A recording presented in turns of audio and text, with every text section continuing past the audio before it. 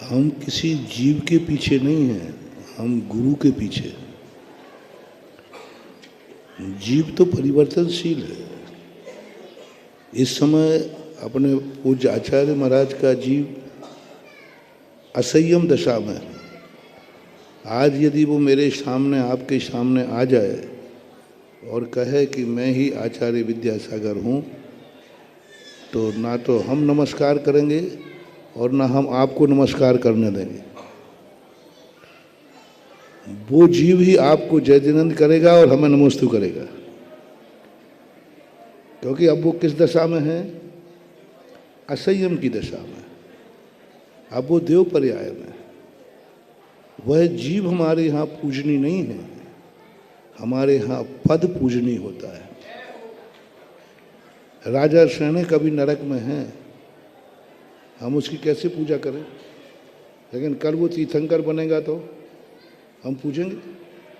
तो तीर्थंकर पद को हम पूज रहे हैं। हमें आचार्य परमेष्ठी जो पद था वो मान्य था, और जब जब वो आचार्य परमेष्ठी बने तब तक वो अपन उनको नमोस्तु करेंगे, और जब जब नहीं बनेंगे तो भी अपन को नमोस्तु करेंगे। क्या बात है, सीधी सी बात है। यहाँ जीव से, व्यक्ति से कोई लेना देना नहीं है। यही तो व्यामोह है जो तुम लोग कहते हो हम 7 जन्म तक साथ रहें। अरे कैसे साथ रहोगे 7 जन्म तक? आज तुम बेटा है तुम्हारा, तुम बाप हो, कल वो बेटा बनेगा, तुम बाप बनोगे, तुम वो बाप बन जाएगा, तुम बेटा बन जाओगे। आज तुम कह रहे हो कि मियाँ बीवी दोनों मिलकर के अपन दोनों 7 जन्म तक साथ रहेंगे। ऐसी गप्पे लग हाँकते हो तुम लोग। हाँ, खूब हाँकते। और क्या, और अपन 7 जन्म से साथ थे, कुछ नहीं थे। आज जो तुम्हारी पत्नी है कवंगले भाव में, वो तुम्हारी मम्मी रही हो, और आज पत्नियों का अगले भाव में वो मम्मी बन जाए, बहन बन जाए। एक भाव में 18 नाते की कथा आती है कार्तिकेय अनुपरीक्षा में। एक पर्याय, एक व्यक्ति एक ही है और एक दूसरे के साथ 18 भाव के 18 रिश्ते नाते एक भाव में। आज जो पति है उसका, स्त्री का, वही पति, वही एक पर्याय के बाद तुरंत बेटा हो सकता है मर के। अब वो विधवा उनकी रो रही है और पति तो पेट में आ गया। उसी दिन वही का वही, बिना दूसरी पर्याय के तुरंत मर करके जीव, पति मरा और मर करके सीधा अपने पत्नी के गर्भ में आ सकता है। अब तुम रोते रहो, मर के पता नहीं कहाँ गए होंगे और वो तुम्हारे पेट में छुपा है। अभी पति था, अब क्या बन गया? बेटा बन गया। ये सारे परिवर्तन शास्त्रों में जब कथाओं में पढ़ते हैं तो बड़ा विचित्र लगता है कि कौन किसके साथ हम मोह कर रहे हैं। कल हमारे ये होंगे, कल हमारे ये थे। ये संसार बड़ा विचित्र है। राजा श्रेयांश का भाव पहले आदिनाथ भगवान की पत्नी थी, हेलो साहब अब राजा श्रेयांश बन गया। तो ये परिवर्तनशील है, कुछ नहीं कह सकते। अपन को आगे पीछे का निदान करना ही नहीं चाहिए।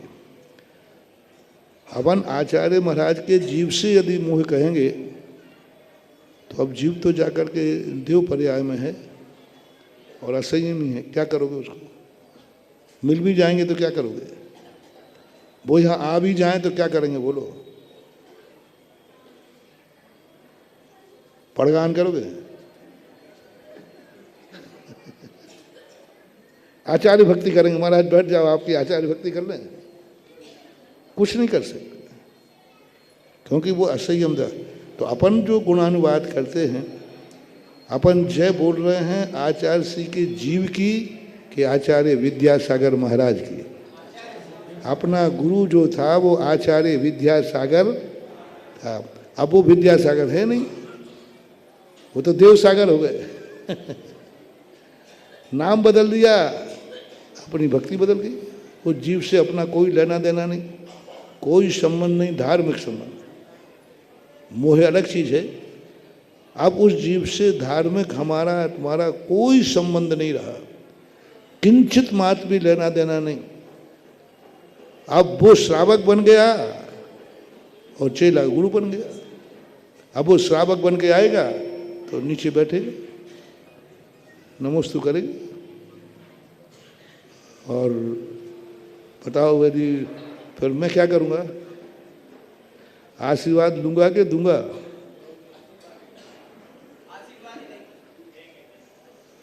देंगे तथास्तु, खुश रहो बेटा। क्योंकि अब वो जीव बदल गया। आएगा तो मुझे आशीर्वाद ही देना पड़े। वो कह भी दें कि बेटा मैं ही हूँ विद्यासागर महाराज, मैं देव पर्याय में, मैंने सोचा कि थोड़ा सूचना दे के आ जाऊँ। तो वो खुद यदि सम्यक दृष्टि होंगे तो वो खुद कहेंगे मुझे आशीर्वाद दीजिए। यदि सम्यक दृष्टि होते हैं तो वो कभी अहंकार नहीं करेंगे कि मैं ही तो इनका गुरु था और तुम मुझे आशीर्वाद दे रहे हो। सम्यक दृष्टि अपनी पर्याय को जानता है कि संसार में पर्याय पूजनी है, द्रव्य पूजनी नहीं होता है, पर्याय पूजनी होता है।